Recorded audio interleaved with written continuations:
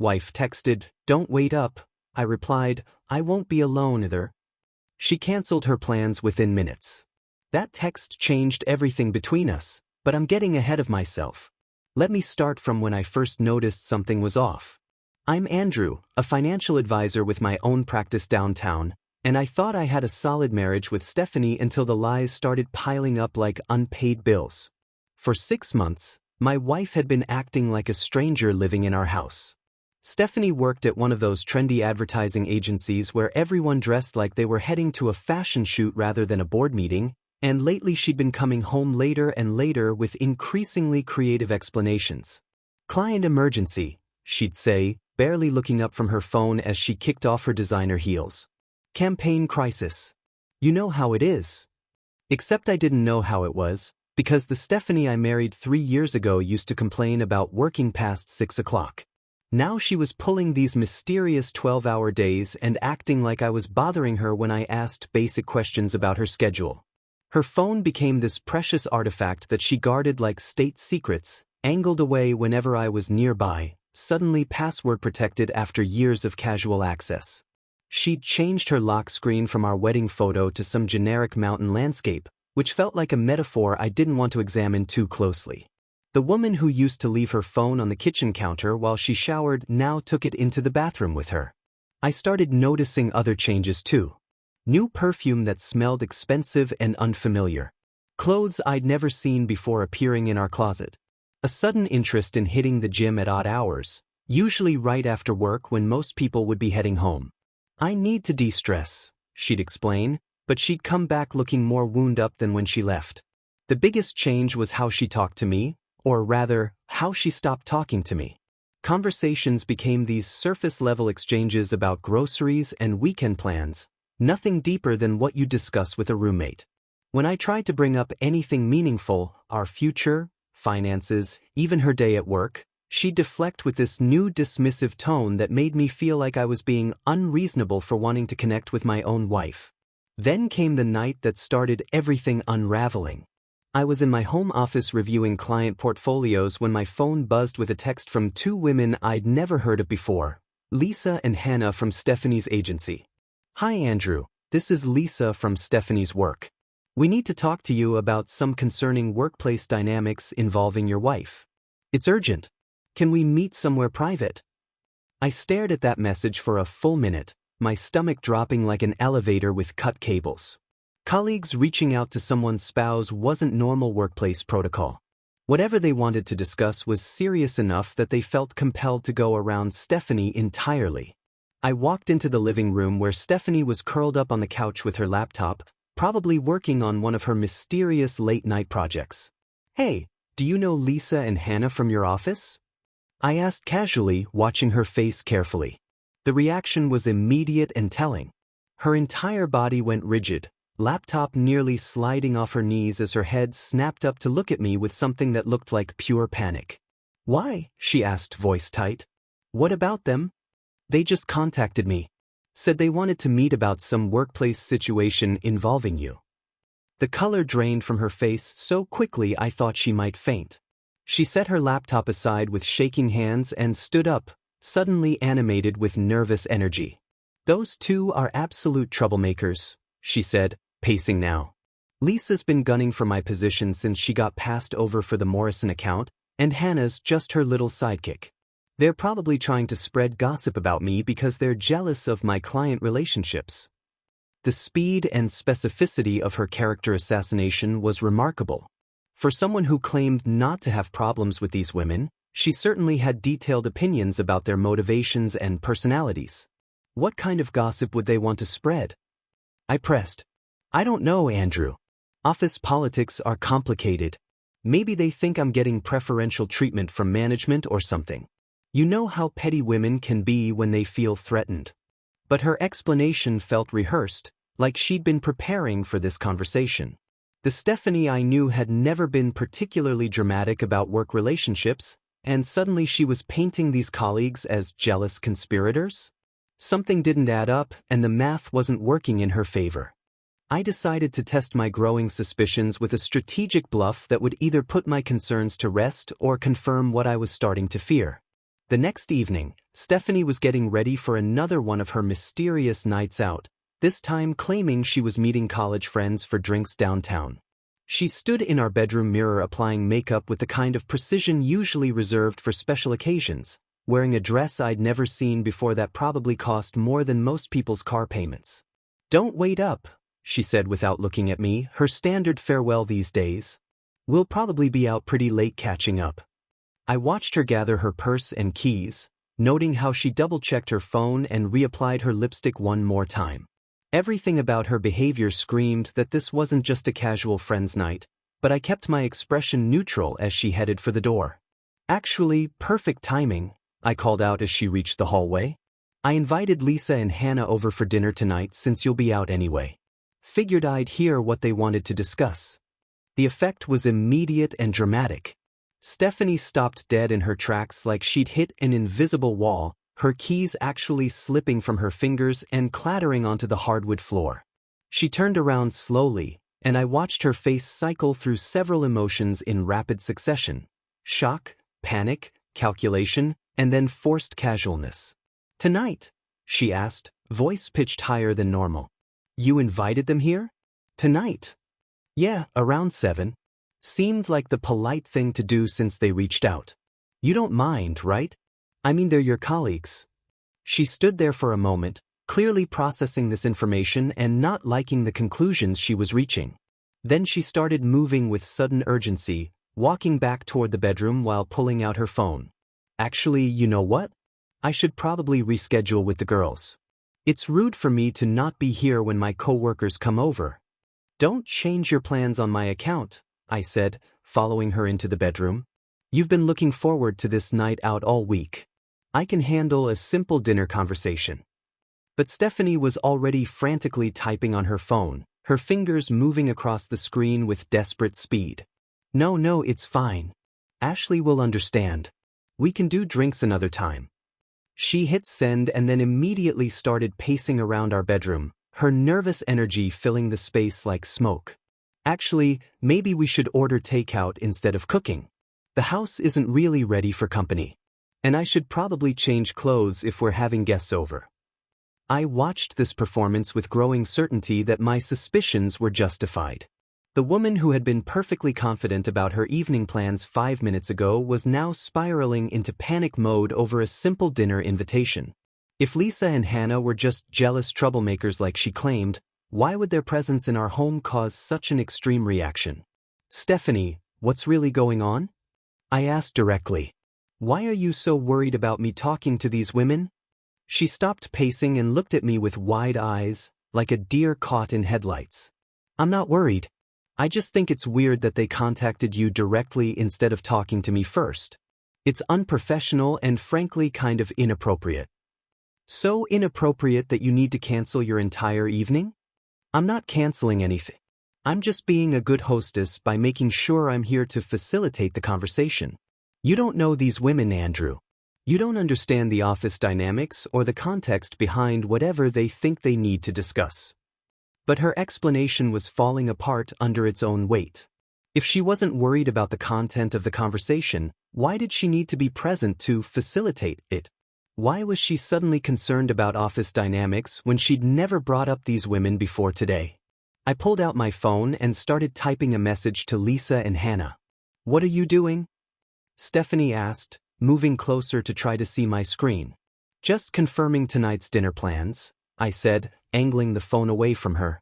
"Should I tell them 7 or 7:30? Andrew, wait." Her voice had taken on a pleading quality that I'd never heard before.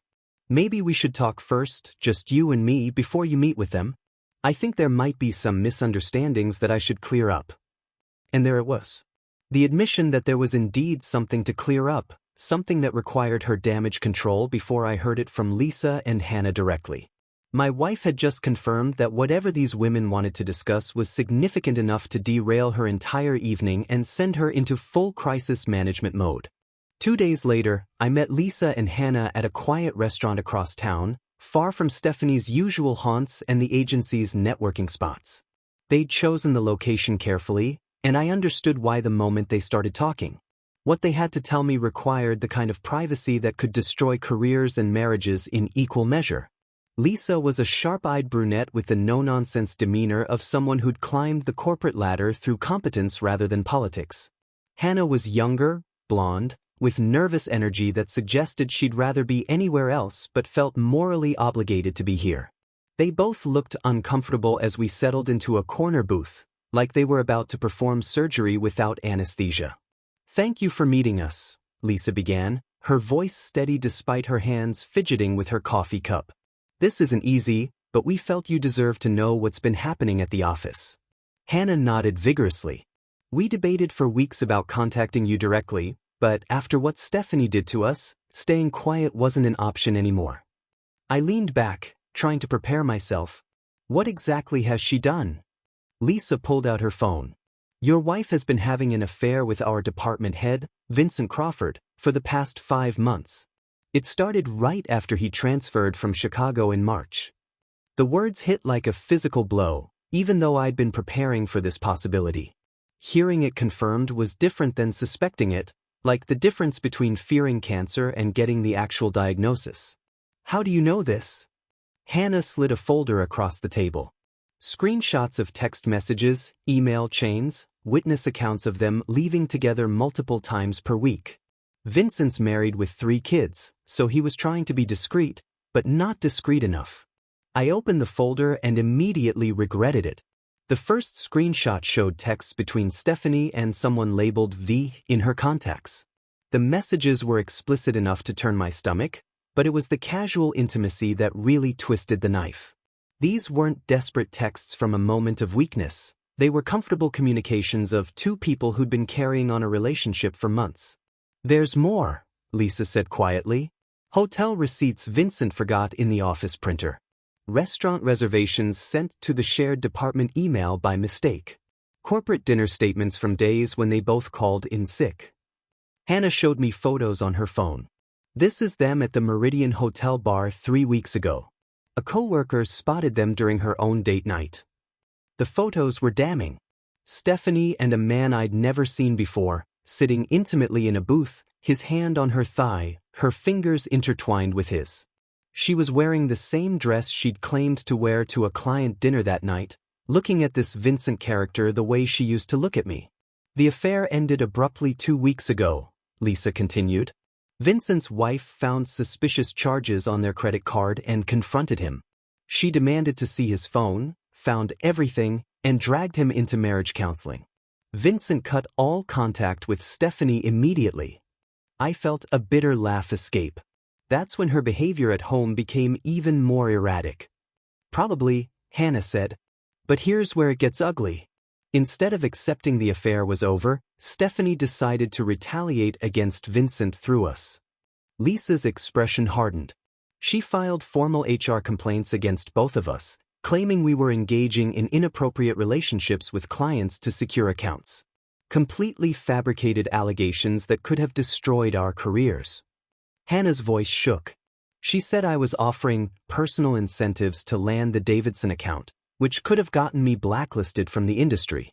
She provided fake evidence, manipulated email chains, even claimed she had witness statements. "Why target you 2 specifically?" "Because we knew about the affair," Lisa explained. "We'd witnessed too many of their private meetings and late-night office sessions. Vincent probably told her we were risks that needed neutralizing before his wife's investigations spread to the workplace." Hannah pulled out more documents. She didn't just file false complaints. She tried to create evidence. Fake email accounts, doctored screenshots, even attempted to bribe a junior associate for false testimony about our supposed misconduct. The methodical cruelty of Stephanie's retaliation was breathtaking. This wasn't someone covering up a mistake. This was calculated destruction of innocent people's livelihoods to protect her own interests. "HR is investigating," Lisa said, "but they've found enough inconsistencies to put Stephanie on probation." The fake evidence was amateur-level stuff that fell apart under scrutiny. I closed the folder, feeling like I'd aged years in one conversation. "Thank you for telling me." As I drove home, I realized the woman I'd married was essentially a stranger. The Stephanie I thought I knew wouldn't have conducted a months-long affair, and she certainly wouldn't have tried destroying innocent careers to cover her tracks. I found Stephanie in our living room with her laptop, probably working damage control for the HR investigation she'd neglected to mention. She looked up when I walked in, expression carefully neutral. "How was your evening? Did you meet with those women from my office?" I sat down across from her, pulling out the folder Lisa and Hannah had copied for me. Her face went through micro-expressions as she recognized what I was holding: confusion, realization, panic, then desperate attempts to regain composure. "We need to talk about Vincent Crawford and your 5-month affair with him." The laptop slipped from her hands, clattering onto the coffee table. For a moment, she looked like she might deny everything, mouth opening and closing as she searched for the right lie. Then she realized the evidence made denial impossible. "Andrew, I can explain," she started, but I held up my hand. "Let me explain what I know first. 5 months of hotel meetings, explicit text messages, fake client dinners. Vincent's wife found out 2 weeks ago, which explains why you've been acting like a caged animal." She flinched at each detail. "Then, instead of accepting your affair was over, you decided to destroy Lisa and Hannah's careers with false HR complaints because they knew too much. Those women are lying," she said weakly. "They're trying to turn you against me because they're jealous." I opened the folder and spread screenshots across the coffee table. Text messages with timestamps, photos from the hotel bar, credit card receipts with her signature. "Which part is a lie? The part where you told Vincent you loved him, or where you said I was boring and predictable?" Her face crumpled seeing her own words. In one damning text she'd written, "Andrew's so focused on spreadsheets and retirement planning. He doesn't understand passion like you do. Being with him feels like I'm already 50 years old." Reading those words again felt like being gutted. "I didn't mean that," she whispered. "I was confused, caught up in something exciting. Vincent made me feel special, worth taking risks for." "So this is Vincent's fault?" She realized blaming Vincent wouldn't help. "No, I made a terrible mistake. I got caught up in the attention and excitement. But it meant nothing compared to what we have." "What we had," I corrected. Past tense. Her eyes filled with tears, the kind that used to make me want to fix whatever was wrong. Now they just looked like manipulation. "Please don't say that. We can work through this. Couples survive infidelity. We can go to counseling, rebuild trust, start over." "Start over? You didn't just cheat on me. You conducted a 5-month relationship while lying to my face every night. You complained about my boring predictability to your lover while I was planning our future." She reached across trying to take my hands, but I pulled away. "And when your affair ended, instead of showing remorse, you tried to destroy 2 innocent women's careers to cover your tracks. That's not a mistake, Stephanie. That's who you are." "I was panicking," she said desperately. "I knew if the HR investigation expanded, it would all come out. I thought if I could discredit them, maybe it would blow over without you finding out." "So your plan was to let me live a lie for the rest of our marriage?" "I thought I was protecting us, protecting what we built." "You were protecting yourself and willing to sacrifice other people's livelihoods to do it." She started crying harder, but I felt nothing. The woman across from me wasn't who I'd married. She was someone who'd revealed her true character under pressure, and it was ugly. "What do you want me to say? That I'm sorry? I'm devastated by what I've done." "I want you to say nothing," I said, standing up. "I'm filing for divorce." The word hit her like a physical blow. She jerked back, eyes wide with shock. "You can't be serious. We've been together 3 years.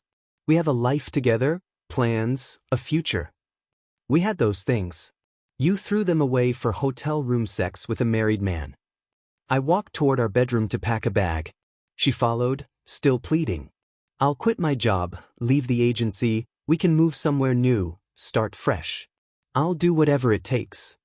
There's no making this right. You showed me exactly who you are when you think no one's watching. Where are you going? This is your home too."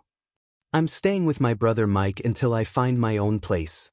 My lawyer will be in touch about divorce proceedings." "Your lawyer?"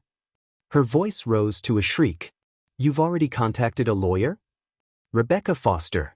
Vincent's wife recommended her. Stephanie's face went white. You talked to Vincent's wife? Lisa and Hannah passed along her information. She's filing for divorce too. Seems Vincent's poor decision-making extends beyond workplace affairs. I threw clothes into an overnight bag while Stephanie cycled through anger, desperation, and panic about her future. I'll fight this, she said finally. I'll get half of everything, including your business assets. You can't just throw me away. I turned to look at her one last time. You threw yourself away when you decided lying to me every day for 5 months was acceptable. I'm just acknowledging what you already did. As I walked out with my bag, she called after me, This is a mistake, Andrew. You'll regret walking away from us. I stopped at the front door and looked back at her standing in the hallway, mascara streaked, looking smaller and more desperate than I'd ever seen her. The only mistake I made was not seeing who you really were sooner. The next morning, I contacted Rebecca Foster, the attorney Lisa and Hannah had mentioned.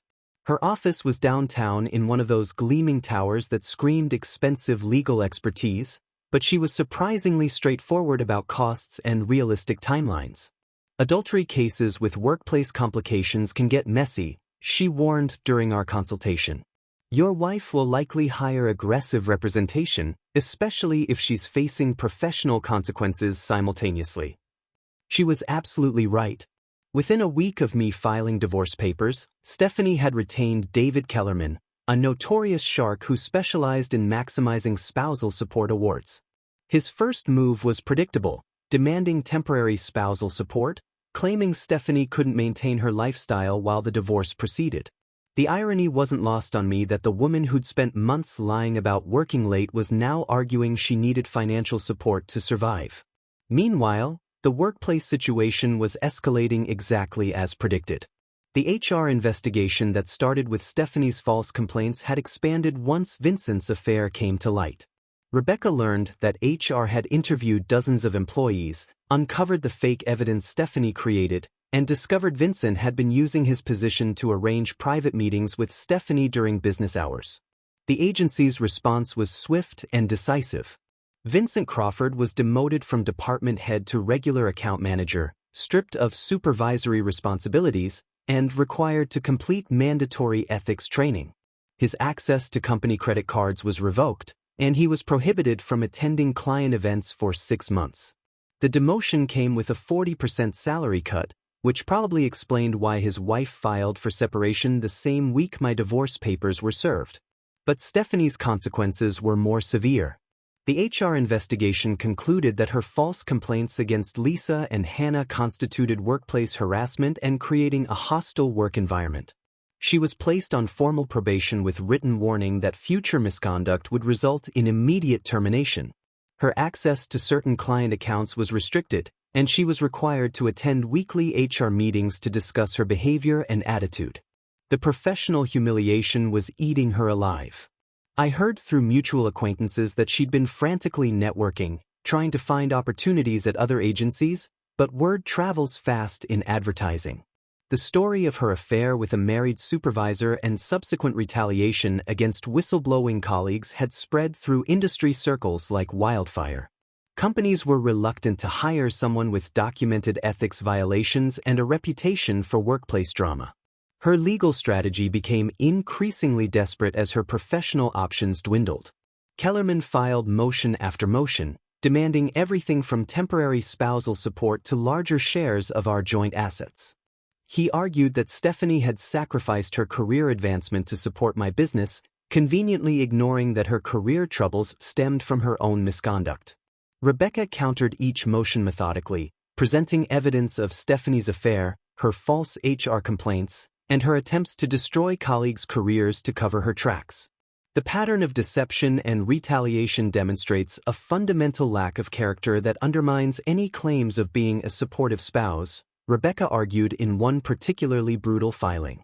The depositions were brutal affairs where Kellerman tried to paint me as a cold, controlling husband who'd driven Stephanie into Vincent's arms through emotional neglect.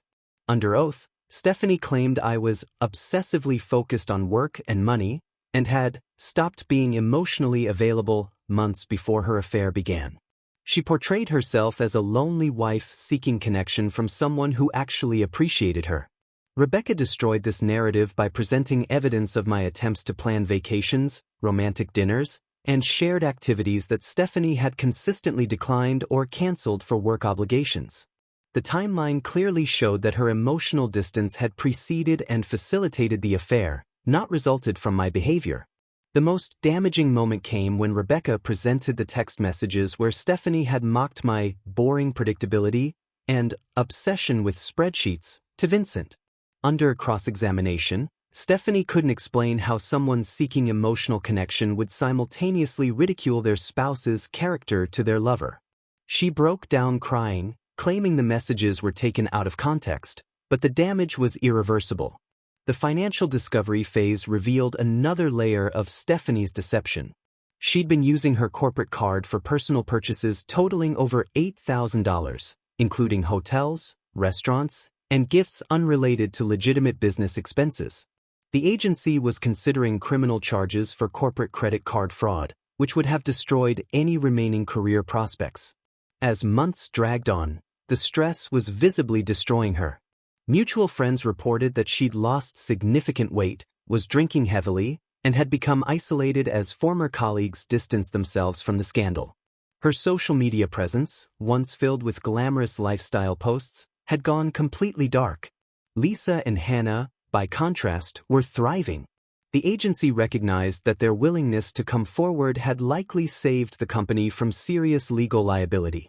Both received commendations for professionalism, and Hannah was promoted to senior account manager with a substantial salary increase. Lisa was transferred to the agency's most prestigious client team, accelerating her path to partnership. As we approached the 6-month mark of separation, Stephanie's legal position was hopeless. The evidence against her was overwhelming, her credibility was shot, and her ability to pay for continued litigation was rapidly diminishing. Kellerman quietly informed Rebecca that his client was interested in settlement discussions, a diplomatic way of admitting defeat. The settlement negotiations took place in Rebecca's conference room on a gray Tuesday morning in November. Stephanie looked like a shadow of her former self when she walked in with Kellerman, having lost at least 20 pounds and aged what looked like 5 years in 6 months. Her designer wardrobe had been replaced with off-the-rack business attire, and her once-perfect hair was pulled back in a simple ponytail that screamed budget salon. The confident woman who used to stride into rooms like she owned them had been replaced by someone who kept her eyes down and spoke in barely audible whispers. Kellerman had clearly prepared her for capitulation, because the initial offer was surprisingly reasonable compared to his earlier demands. Instead of seeking half of everything plus substantial spousal support, they were now asking for the house, her personal belongings, and a modest settlement to cover her immediate expenses while she rebuilt her career. My client recognizes that her actions contributed significantly to the breakdown of the marriage, Kellerman said carefully. She's prepared to accept an equitable division of assets that reflects the current circumstances. Rebecca and I had anticipated this approach. The house was underwater on its mortgage anyway, and Stephanie would be responsible for payments, property taxes, and maintenance on a reduced salary. It was actually a liability disguised as an asset, but her pride wouldn't let her walk away with nothing tangible. "My client is willing to accept those terms," Rebecca replied, "with the stipulation that all joint debts remain with whoever incurred them, and Mrs. Andrews assumes full responsibility for any potential criminal charges related to corporate credit card fraud." Stephanie flinched at the mention of criminal charges. The agency hadn't decided whether to prosecute yet, but the threat was hanging over her head. Any criminal conviction would make her essentially unemployable in her field, which explained why she was suddenly so eager to settle quickly. Additionally, Rebecca continued, Mr. Andrews retains full ownership of his financial planning practice, all retirement accounts, and investment portfolios. Mrs. Andrews waives any claim to spousal support or future earnings from his business. This was the part that really stung. The financial planning practice I'd built over 7 years was now worth substantially more than when we'd married, and normally a spouse would be entitled to a portion of that increased value. But Stephanie's documented deception had obliterated any claim she might have had to my professional success. The negotiations wrapped up in less than 2 hours, probably a record for divorce settlements involving this much acrimony. Stephanie signed the papers with shaking hands, barely speaking except to acknowledge that she understood the terms. As we were gathering our documents, she looked up at me for the first time that day. "I know you'll never forgive me," she said quietly, her voice cracking. "But I want you to know that I never meant for things to spiral this far out of control." I studied her face, looking for any sign of genuine remorse or understanding of the pain she'd caused. What I saw instead was someone who was sorry she'd been caught, sorry she was facing consequences, but still fundamentally unable to grasp the magnitude of her betrayal. "The problem isn't that things spiraled out of control, Stephanie," I replied. "The problem is that you made deliberate choices every single day for 5 months. You chose to lie to me, chose to have an affair, chose to try to destroy Lisa and Hannah's careers when you got caught. Those weren't accidents or mistakes. They were choices that revealed who you really are." She started crying then, but they were the frustrated tears of someone who wanted absolution without accountability. "I lost everything," she whispered. "My marriage, my career, my reputation. Isn't that punishment enough?" "You didn't lose those things," I said, standing up to leave. "You traded them away for hotel room sex with a married man. There's a difference." The divorce was finalized 3 weeks later. I didn't attend the hearing. Rebecca handled the paperwork while I was meeting with new clients. By the time the judge signed the decree, I was already focused on building the future I actually wanted. Vincent Crawford had quietly relocated to Portland, taking a position with a small agency at a 50% pay cut. His wife had been granted full custody of their children after presenting evidence of his professional misconduct. He was allowed supervised visitation every other weekend, provided he completed anger management and ethics counseling. Meanwhile, Lisa and Hannah were thriving. The agency had promoted them and made them the face of their new workplace ethics initiative, featuring them in trade publication articles about creating safe environments for whistleblowers. Hannah had been recruited by 2 competing agencies and was considering an offer that would double her salary. Lisa had been fast-tracked for partnership and was leading the agency's largest client account. I started dating again around the holidays, nothing serious at first, just coffee meetings and casual dinners with women I met through professional networking events. It felt liberating to have conversations with people who were genuinely interested in getting to know me rather than calculating what I could provide for them. One woman in particular, Sarah, a veterinarian who owned her own practice, caught my attention because she insisted on paying for her own meals and actually seemed fascinated by my work rather than just my income. "I love how methodical you are about financial planning," she told me over dinner. "It shows you actually care about your clients' futures, not just making commissions." 6 months after the divorce was finalized, I'd expanded my practice to include 2 associate advisors and had moved into a larger office space downtown. My client base had grown by 40%, partly through referrals and partly because I was finally able to focus completely on my work without the constant drama that had characterized my marriage. 1 year after the divorce was finalized, I was in my new office when my assistant knocked. "There's a woman here to see you," she said. "Says her name is Stephanie and that she used to be married to you. She doesn't have an appointment, but she seems pretty upset." I felt my stomach drop slightly, not from residual feelings, but from the unwelcome reminder of a chapter I'd firmly closed. I'd built a good life based on honesty and mutual respect. Stephanie represented everything I'd moved beyond. "Give me 5 minutes, then send her in. But let her know I only have 10 minutes to spare." When Stephanie walked into my office, I barely recognized her. The confident, stylish woman I'd married had been replaced by someone who looked like she'd aged a decade in 12 months. Her hair was shorter and darker, suggesting budget salon visits. Her clothes were professional but clearly off the rack, and she'd lost enough weight that everything hung loosely. Most telling were her eyes, which had lost their calculating sparkle and now held genuine desperation. "Thank you for seeing me," she said, settling into the chair without her usual dramatic flair. "I know you probably don't want to talk to me, but I needed to see how you were doing." I leaned back, studying her with the same analytical approach I used reviewing portfolios. I'm doing well, Stephanie. My practice is thriving. I'm in a healthy relationship with someone who shares my values, and I've built the stable life I always wanted. What can I do for you? She flinched at my mention of being in a relationship, which told me more about her motivations than any explanation she might offer. I heard about your expansion through mutual acquaintances. Congratulations. You always deserved success. Thank you, I said simply. The silence stretched until she got to the real reason for her visit. I've been struggling, Andrew. Really struggling. The corporate credit card situation ended up going to court, and while I avoided criminal charges, I had to pay back everything plus penalties. It wiped out what little savings I had left. I waited, maintaining the same neutral expression I used during difficult client meetings. I've been applying for positions at agencies across the country, but my reputation follows me everywhere. Word travels fast about professional misconduct. Most places won't even give me an interview once they discover who I am. She paused, clearly hoping I'd offer reassurance, but I remained silent.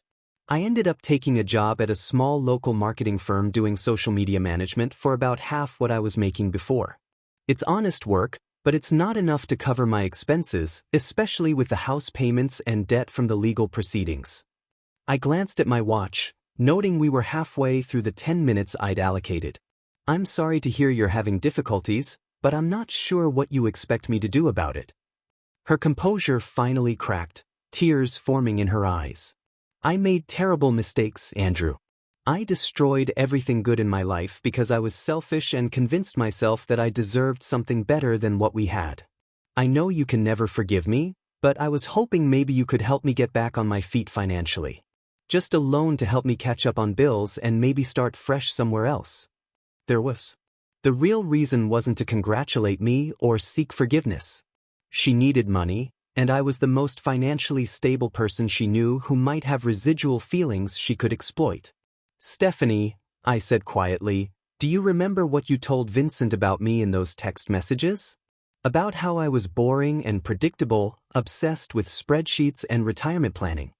She nodded miserably, remembering those words and their devastating impact during the divorce proceedings. You were right about some of those things. I am methodical and careful with money. I do plan for the future instead of living impulsively. Those qualities you found suffocating are exactly what allowed me to build a successful business and create financial security. I stood up, signaling our conversation was ending. But here's what you never understood. They're not just about money or security. They're about integrity and commitment. When I make a promise, I keep it. When I commit to something, I follow through. She was crying openly now, but I continued with the same calm tone. You traded away someone who would have spent the rest of his life building a future with you for 5 months of hotel room excitement with a married man who never intended to leave his family. That wasn't a mistake, Stephanie. That was a choice that revealed your fundamental character. I walked around my desk and opened the office door. I hope you find a way to rebuild your life, and I genuinely mean that. But I'm not going to be part of that process. We're strangers who used to be married. She gathered her purse and stood up slowly, looking smaller and more defeated than I'd ever seen her. As she reached the door, she turned back. I know I have no right to ask this, but are you happy? Really happy? I thought about Sarah, probably at her veterinary practice caring for animals with the same dedication she brought to everything. I thought about our weekend plans, our discussions about buying a house together, and the way she laughed at my terrible financial planning jokes. I thought about my expanded business, satisfied clients, and the peaceful, drama-free life I'd built based on honesty and mutual respect. Yes, I said simply. I'm genuinely happy. Probably happier than I've ever been. She nodded and walked out without another word. I watched through my window as she got into an older sedan and drove away slowly, like someone with nowhere urgent to be. That evening, I told Sarah about Stephanie's visit over dinner. How did it make you feel to see her again? Sarah asked, squeezing my hand. Honestly? Grateful, I replied. Grateful that she showed me who she really was before we had children or bought property together. Grateful that I learned the difference between someone who loves you and someone who loves what you can provide. 6 months later, Sarah and I bought a house together in a quiet neighborhood. We split the down payment equally, both our names went on the mortgage, and we made financial decisions together like actual partners. It was everything I'd thought I was building with Stephanie, except this time it was real. I never heard from Stephanie again after that day, and that was exactly how I preferred it. Sometimes the greatest gift someone can give you is showing you clearly that they don't deserve a place in your life.